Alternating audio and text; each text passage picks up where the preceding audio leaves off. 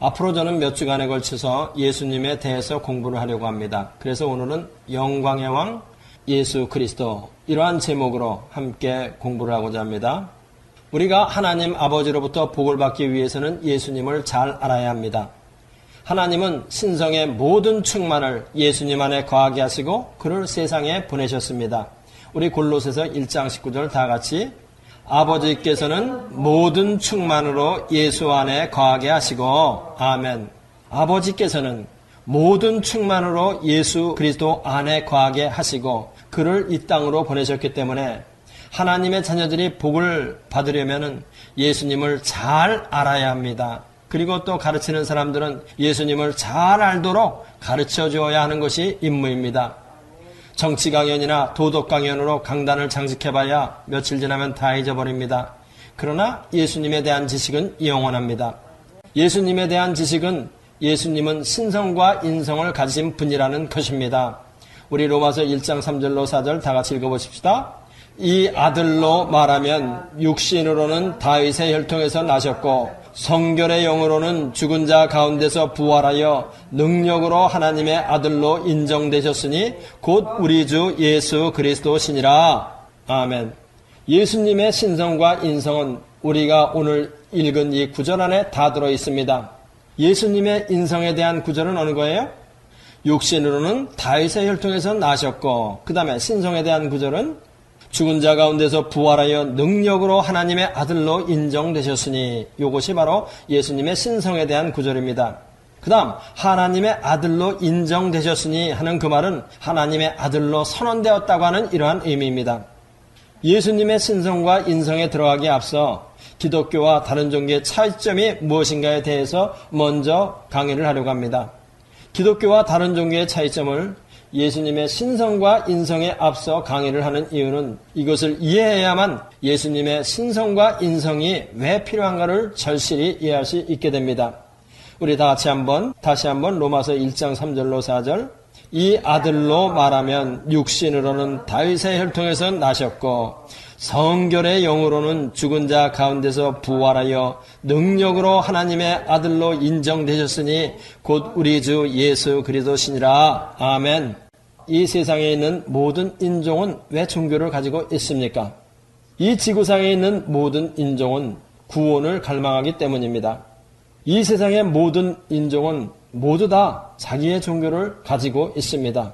인도네시아의 조그만 종족도, 아마존 강가의 원시림에도, 아프리카의 피그미족에게 가더라도 그들은 모두 자기들의 종교를 가지고 있습니다. 그래서 이 지구 안에는 헤아릴 수 없는 많은 종교가 있습니다. 왜 모든 인종은 종교를 가지고 있습니까? 그것은 그들이 모두 구원을 갈망한다는 사실을 보여주고 있는 것입니다.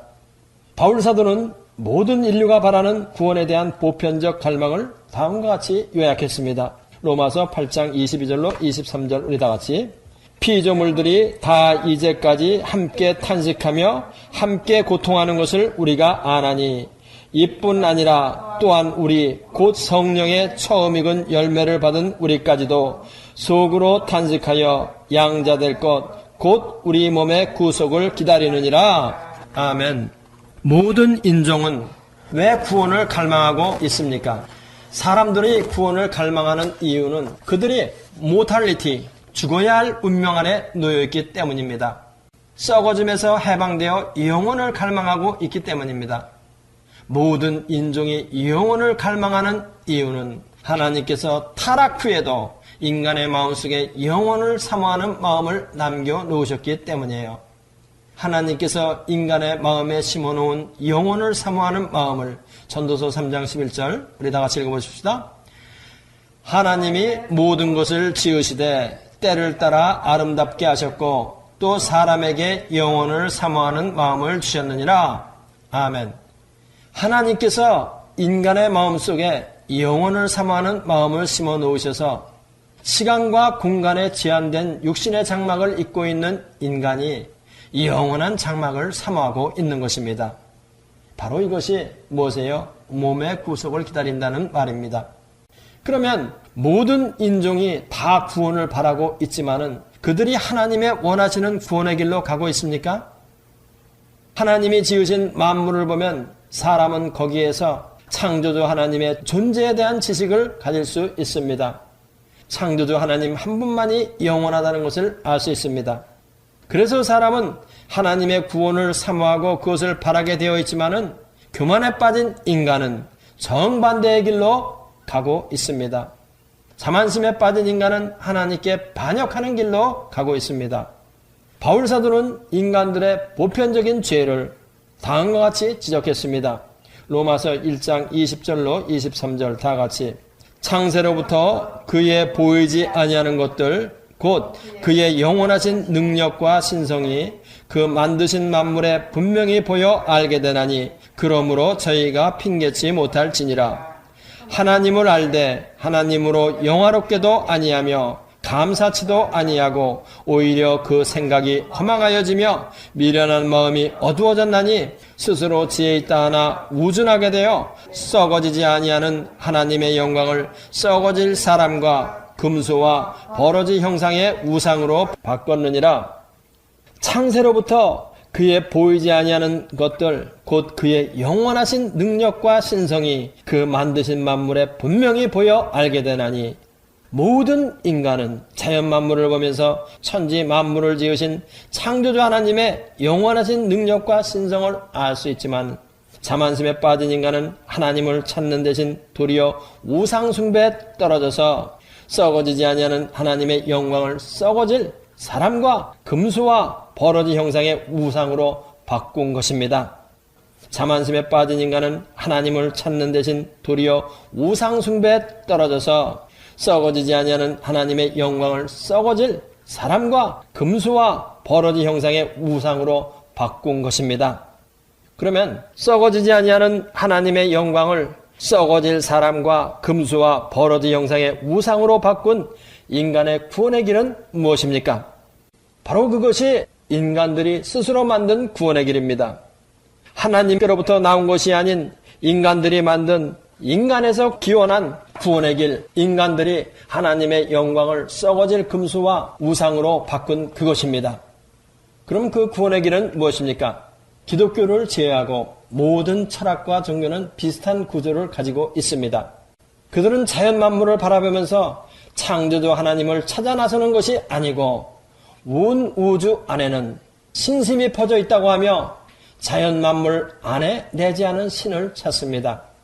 천지를 창조하신 초월하신 절대자 하나님을 찾는 것이 아니고 자연이 곧 신이다 하면서 피조물을 신으로 섬기겠다고 합니다. 선의 근원을 하나님에게서 찾는 것이 아니고 자연에서 찾습니다. 그리고 이 신심이 만물의 원인이라고 합니다. 또 땅 위에 있는 모든 사람에게는 이 신심의 씨앗이 심어있기 때문에 이것을 잘 키우고 배양을 하면 모두가 신이 될 수 있다고 가르치는 것입니다. 이 신심을 헤겔 같은 역사 철학자는 절대정신이라고 부르면서 인간 역사는 변증법적 발전을 통하여 절대정신을 향하여 나아가는 과정이라고 말합니다. 인간의 역사가 절대정신을 향하여 변증법적 발전을 한다는 말은 하나의 옳은 것이 생기면 그것에 반대되는 것이 생기고 그러면 또다시 반대되는 것이 생기고 인간의 역사는 끊임없이 이것을 반복하는데 무엇을 향하여 반복하느냐? 바로 절대정신을 향하여 정반합을 반복한다는 것입니다. 기독교적 용어로 말하면 인간 안에 신심이 심겨져 있다는 말은 인간 마음 안에 심겨있는 영혼을 사모하는 마음입니다. 또 타락 후에도 하나님께서 일반 은혜로 사람의 마음속에 남겨진 모든 선심을 말합니다. 이렇게 사람의 마음속에 있는 신심과 선심을 통하여 하나님을 알 수 있는 요소가 분명히 있음에도 불구하고 로마서 1장 19절 이는 하나님을 알만한 것이 저희 속에 보임이라 하나님께서 이를 저희에게 보이셨느니라. 이는 하나님을 알만한 것이 저희 속에 보임이라 하나님께서 이를 저희에게 보이셨느니라. 사람의 마음속에 있는 신심을 통하여 하나님을 알만한 것이 저희 속에 있음에도 불구하고 철학자와 종교가들은 하나님을 인정하기를 거부하고 인간적 신을 만들고 그것에 경배하기를 원하는 것입니다. 이것이 바로 사도 바울이 말하는 썩어지지 아니하는 하나님의 영광을 썩어질 사람과 금수와 버러지 형상의 우상으로 바꾸었다는 의미입니다. 이것이 바로 인본주의의 본질입니다. 이것이 바로 인간이 만든 종교의 본질입니다. 그런데 문제는 인간 안에는 선심뿐만 아니라 타락으로 인하여 악심 또한 있는 것입니다. 모든 인간의 마음속에는 선심과 악심이 함께 존재합니다. 그러면 선심과 악심을 동시에 소유한 인간이 구원을 위해서는 어떻게 해야 합니까? 기독교 이외의 타종교에서는 악한 욕망은 최대한 억제하고 선행을 많이 하면 구원을 받는다고 말합니다. 이와 같이 다른 모든 종교는 사람으로 하여금 선행을 하는데 역점을 둡니다. 여러분들은 황진이를 아실 것입니다. 연속극이 나왔다고 하는데 제가 지금 말씀드리려는 것이 그 연속극과 관계가 있는지는 모르겠습니다. 황진이가 어느 돌을 많이 닦은 스님을 얼마나 돌을 깊게 닦았는지 그 경지를 시험해 보려고 유혹하였습니다. 황진이의 유혹 앞에 그 스님은 일평생 닦은 도가 도로아미타불이 되었습니다. 다음은 서경덕이라는 돌을 많이 닦은 유학자를 유혹하였습니다. 설에 의하면 이 유학자는 유혹에 넘어가지 않았다고 합니다. 그러면 서경덕이가 황진이의 유혹에 굴복하지 않았다 하여 그 사람의 마음에 유혹의 순간이 한 번도 없었을까요? 그렇지 않습니다. 유혹의 순간이 있기는 타락한 스님이나 서경덕이나 마찬가지입니다. 한 사람은 행동으로 옮겼고 한 사람은 억제하였을 뿐입니다. 행동으로 옮겼거나 안 옮겼거나 상관없이 그 사람의 마음 안에는 이미 타락한 마음이 있습니다. 한 사람은 억제를 잘했고 한 사람은 억제를 못했을 뿐입니다. 우리는 여기서 솔직하게 남의 물건을 보고 훔치지 않았다고 해서 그것이 선을 행한 것은 아니라는 것을 인정해야 합니다. 아무리 돌을 많이 닦아도 악한 욕망은 억제될 뿐 그것이 없어지는 것은 아닙니다. 타락한 마음은 그 사람 마음 안에 여전히 남아 있습니다. 성경은 이런 마음의 상태에 대해서 여인을 보고 마음의 음욕을 품은 자는 벌써 간음하였다고 말합니다. 타락한 인성 안에 거하는 죄를 내재하는 죄, indwelling sin이라고 합니다. 바울사도는 로마서 7장 17절에서 우리 다 같이 이제는 이것을 행하는 자가 내가 아니요 내 속에 거하는 죄니라. 타락한 인성 안에 거하는 죄, 내재하는 죄를 다른 말로 말하면 육, 플래시, 사르크스라고 칼빈은 말했어요. 이 육은 우리의 몸, 바디를 의미하는 것이 아닙니다. 타락한 아담이 후손에게 물려준 것이 바로 육입니다. 플래시예요. 사르크스예요. 이것을 우리가 잘 깊이 묵상해야 할 필요가 있습니다. 타락한 아담이 그 후손에게 물려준 것이 육이기 때문에 아담의 후손이 있는 곳에는 육이 있습니다. 아무리 돌을 많이 닦아도 스스로를 구원할 수 있을 정도로 성화되는 것이 아니기 때문에 일순간 유혹으로 인해 도로아미타불이 될 수 있습니다. 유혹은 아무리 돌을 닦아도 제거되는 것이 아니에요. 이런 이유로 인해 사람은 자신의 선행을 통해 자신을 구원할 수 없습니다. 이렇게 선행을 통하여 구원을 얻겠다고 하는 종교적 노력을 자력구원이라고 하며 기독교 이외의 모든 종교와 철학이 여기에 속합니다. 다음은 우리가 믿는 기독교에 대해 말씀을 드리겠습니다. 여태까지의 자력구원의 활동은 모두 인간이 하나님을 찾아 나선 것입니다. 인간이 구원의 길을 마련한 것입니다. 이것은 하나님께서 인간의 마음 안에 남겨두신 일반 은혜인 선한 마음을 잘 개발하여 선행으로 구원을 얻어보려고 하는 인본주의적 활동입니다. 그러나 우리 기독교는 인간에서 시작한 종교가 아닌 하나님이 사람의 구원을 위해 찾아오신 종교입니다. 아무리 선행을 많이 하여도 내재하는 죄, 육을 제거할 수 없기 때문에 하나님은 구원자로서 그 아들을 보내신 것입니다. 이 구원자로 오신 분이 바로 메시아 예수님이십니다. 하나님은 구원을 위해 예수님을 보내셨습니다. 그래서 성경은 말하기를 하나님이 세상을 이처럼 사랑하사 독생자를 주셨으니 누구든지 저를 믿어 영생을 얻게 하려 함이라. 이렇게 말하고 있습니다. 우리가 믿는 기독교는 다른 종교와는 다르게 타력 구원의 종교라고 하는 것이 바로 이런 까닭입니다. 자기의 노력이 아닌 다른 분의 공로를 의지하여 구원을 얻기 때문입니다. 인간은 완전히 타락하여 영적으로 죽어버렸기 때문에 하나님을 스스로 찾아 나설 수가 없어서 인간의 구원을 위해 하나님이 찾아오신 종교가 바로 기독교입니다. 그래서 기독교의 구원을 타력구원이라고 합니다. 메시아로 오신 예수님은 인간의 구원을 위한 일을 다 성취하셨습니다.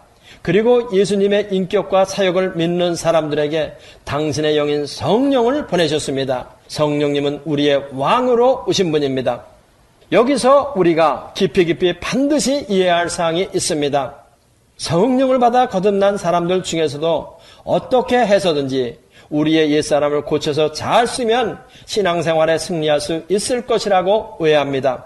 그렇지만 왕으로 우리 안에 오신 성령님은 타락한 우리의 인격을 고쳐 쓰시는 분이 아니라 새 것을 창조해가는 분이십니다. 땅에 속한 것을 고쳐 쓰시는 분이 아니라 새 것을 창조해가는 분입니다. 하늘로부터 오신 메시아 예수님은 하늘의 것으로 땅의 것을 대체하는 분이시라는 것입니다. 고쳐보려고 노력한다. 이것이 뭐예요? 고쳐보려고 노력한다. 이것이 바로 자력구원의 종교입니다. 우리 다 같이 고린도 후서 5장 17절을 찾아보십시다. 다 같이 그런즉 누구든지 그리스도 안에 있으면 새로운 피조물이라 이전 것은 지나갔으니 보라 새 것이 되었도다. 아멘. 중생한 우리는 어떠한 피조물이에요? 새로운 피조물이에요. 고친 피조물이 아니에요. 집에 새로운 주인으로 오신 메시아 예수님은 옛 것을 고쳐 쓰시는 분이 아니고 하늘의 것으로 땅의 것을 대체하시는 분입니다. 할렐루야. 새 것으로 헌 것을 대체하시는 분이시다. 옛사람은 십자가에서 죽게 하시고 의와 진리의 거룩함으로 지으심을 받은 새 사람을 있게 하시는 분이다. 이거예요. 옛사람은 십자가에서 죽게 하시고 의와 진리의 거룩함으로 지으심을 받은 새 사람을 있게 하시러 오신 분이 바로 예수님이시다. 땅의 것은 썩어질 것이기 때문에 버리고 하늘에 속한 새 것을 주시는 분이라는 거예요. 우리가 이거를 아주 잘 알아야 됩니다. 폐차 같은 육은 버려라. 그리고 영에 속한 새 것을 받아라. 우리는 종종 신앙생활을 오해할 때가 많습니다. 우리의 옛사람을 고쳐서 잘 쓰면 신앙생활에 승리할 수 있을 것이라고 오해합니다. 우리의 타고난 육신의 능력으로는 결코 신앙생활에 승리할 수 없음을 알아야 합니다. 그리고 두 손을 번쩍 들어야 합니다. 아멘. 하루는 베드로가 예수님에게 물었습니다. 사람이 죄를 지으면 몇 번이나 용서를 해줘야 합니까? 이때 예수님은 70번에 7번이라도 용서를 하라고 하셨습니다. 70번에 7번이라도 용서를 해줘라. 예수님의 이 말씀은 무제한적으로 용서라는 이러한 말씀입니다. 타고난 육신의 능력으로는 3번 용서해주면 많이 용서해줍니다. 어떤 것은 일평생 가슴에 묻어놓고 용서하지 않습니다. 저는 여기서 깨달은 것이 있습니다. 예수님이 말씀하신 이런 용서는 인적인 것이 아니고 신적인 것이라는 것. 예수님의 마음을 가지고 용서하지 않으면 도저히 우리는 7번도 용서할 수 없어요. 이것은 울어도 안 돼요. 몸부림쳐도 안 돼요. 안 되는 것입니다. 육적 사람으로는, 옛사람으로는 70번에 7번 용서는 도저히 불가능합니다. 그렇기 때문에 예수님이 내 안에 오셔서 옛날에 내가 아닌 예수님 안에서 새 사람으로 살 때만이 이런 용서를 할 수 있는 것입니다.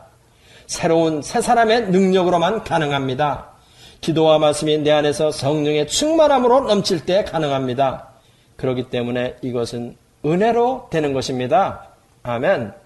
바울은 예수님 안에서 옛사람은 벗어버리고 새사람을 입으라고 하는 것을 다음과 같이 표현했습니다. 에베소서 4장 22절로 24절까지 너희는 유혹의 욕심을 따라 썩어져가는 구습을 쫓는 옛사람을 벗어버리고 오직 심령으로 새롭게 되어 하나님을 따라 의와 진리의 거룩함으로 지으심을 받은 새 사람을 입으라. 옛사람은 고치는 것이 아니고 뭘 하라는 거예요? 벗어버려라. 버리라는 것입니다. 우리의 신앙생활은 새 사람으로 하는 것임을 우리는 분명히 이해하고 확신해야 합니다. 바울 사도는 예수님을 믿는 여러분과 나의 옛사람은 십자가 안에서 죽었다고 선언합니다. 하나님께서 사망 처리를 하신 것을 다시 사용하려고 해서는 안 됩니다. 그렇죠? 신앙생활에서 중요한 것은 오직 새로 지으심을 받은 새 사람뿐입니다. 새로 지으심을 받은 새 사람만이 중요하다. 갈라디아서 6장 15절 우리 다 같이 할례나 무할례가 아무것도 아니로되 오직 새로 지으심을 받은 자뿐이니라. 아멘. 할례를 받느냐 안 받느냐, 무할례냐 할례냐 이런 거 아무것도 아니다. 제일 중요한 것은 무엇이냐? 새로 지으심을 받은 새 사람. 그 새 사람이 능력으로 내 안에서 역사하여 그 능력을 따라서 새 사람의 인격을 따라서 신앙생활하는 것, 바로 그것이 무엇보다도 중요하다. 바로 이것입니다. 이 새로 지으심을 받은 자는 중생으로 인하여 성령께서 우리 안에 새로 지은 것입니다. 우리는 이 새로운 것으로, 새로 지음을 받은 이것으로 신앙생활을 해야 합니다. 아멘. 땅의 것은 썩어 못쓰게 되어버리고 하늘에 속한 것을 주시는 분이기 위해 예수님은 어떤 분이어야 합니까? 새 사람을 창조하기 위해 오신 메시아는 어떤 분이어야 합니까? 우리는 땅에 속한 사람이었습니다. 이런 땅에 속한 사람을 하늘에 속한 사람으로 만들기 위해서 오신 예수님은 하늘에서 오신 사람이어야 해요. 우리는 땅에 속한 사람이었습니다. 그래서 땅에 속한 사람을 하늘에 속한 사람으로 만들기 위해서 오신 예수님은 하늘에서 오신 사람이어야 한다는 거예요. 하늘에서 오신 사람만이 땅에 있는 사람을 하늘에 속한 새 사람으로 만들 수 있습니다. 하늘에서 오신 하나님의 아들만이 사람의 아들들을 하나님의 형상으로 회복시킬 수 있는 것입니다. 하늘에서 오신 하나님의 아들은 하나님의 아들로서 완전한 하나님의 형상을 가졌고, 땅에 오신 예수님은 인자로서 우리와 똑같은 사람의 형상을 가지셨습니다. 디모데전서 2장 5절 다 같이 하나님은 한 분이시요 또 하나님과 사람 사이의 중보도 한 분이시니 곧 사람이신 그리스도라. 사람이신 그리스도 예수라. 하나님은 한 분이시요 또 하나님과 사람 사이의 중보도 한 분이시니 곧 사람이신 그리스도 예수라.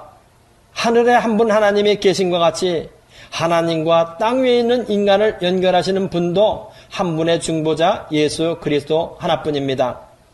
예수님은 완전한 인성과 완전한 신성을 가지신 분이에요. 100% 하나님이며 100% 사람이라는 겁니다. 바울 사도는 이 관계를 다음과 같은 비유로 표현했습니다. 고린도전서 15장 47절로 49절까지 우리 다 같이 첫사람은 땅에서 났으니 흙에 속한 자이거니와 둘째 사람은 하늘에서 나셨느니라. 무릇 흙에 속한 자는 흙에 속한 자들과 같고 무릇 하늘에 속한 자는 저 하늘에 속한 자들과 같으니 우리가 흙에 속한 자의 형상을 입은 것 같이 또한 하늘에 속한 자의 형상을 입으리라. 아멘. 여기서 첫사람은 땅에서 났으니 첫사람은 아담을 말합니다. 둘째 사람은 하늘에서 났으니 둘째 사람은 예수님을 말합니다. 첫째 사람 아담은 흙으로 빚어 만들었고 둘째 사람 예수님은 하늘에서 나셨습니다. 첫째 사람 아담은 땅에 속한 것을 주었지만은 하늘에 속한 둘째 사람 예수님은 하늘에 속한 것을 주십니다. 하늘에서 오신 예수님은 흙에 속한 우리에게 하늘의 형상으로 입혀주십니다. 둘째 아담 예수님은 하늘에 속한 새로운 인종의 시작으로 오신 분입니다. 둘째 아담 예수님은 하늘에 속한 새로운 인종의 시작으로 오신 분이에요. 십자가에서 죽으신 예수님으로 인하여 주 안에 있는 우리는 하늘에 속한 새로운 인간으로 있는 것입니다. 고린도후서 5장 17절 다시 한번 그런즉 누구든지 그리스도 안에 있으면 새로운 피조물이라 이전 것은 지나갔으니 보라 새 것이 되었도다. 아멘. 십자가로 말미암아 예수님과 함께 옛사람이 죽은 우리는 하늘에 속한 새로운 인간으로 지금 있는 것입니다. 우리는 무엇을 따라서 살아가야 한다는 거예요? 바로 그 새 사람을 따라서 살아가야 한다는 것입니다. 바로 그것이 기독교인들의 새로운 삶의 모델입니다. 그러므로 여러분, 우리는 우리 자신이 어떤 위치에 있는지를 잘 알아야 합니다. 불교 신자와 다른 점이 무엇인지를 잘 알아야 합니다. 세상의 철학도와 다른 점이 무엇인지를 잘 알아야 합니다. 이것을 모르면 불교 신자와 같이 철학도와 같이 매일 땅의 것만 찾아 헤맵니다. 위의 것을 찾아 헤매지 않습니다. 영광스러운 주님, 영광스러운 만왕의 왕께서는 여러분과 나를 통하여 하나님이 영광 받으시기를 원하십니다. 그래서 사도 바울은 로마서 16장 27절에서 지혜로우신 하나님께 예수 그리스도로 말미암아 영광이 세세 무궁토록 있을지어다.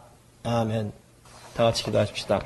할렐루야. 우리 아버지 하나님, 영광스러운 만왕의 왕 예수 그리스도, 만주의 주 예수 그리스도, 이분께서 우리를 위하여 하늘에서 오시고 우리를 위하여 십자가에서 죽으시고 부활하시고 또한 우리에게 성령을 보내주셔서 하나님의 자녀로 삼아주시고 영광스러운 만왕의 왕이요 만주의 주이신 하나님의 아들로서 저희들을 살게 해주신 것을 감사합니다.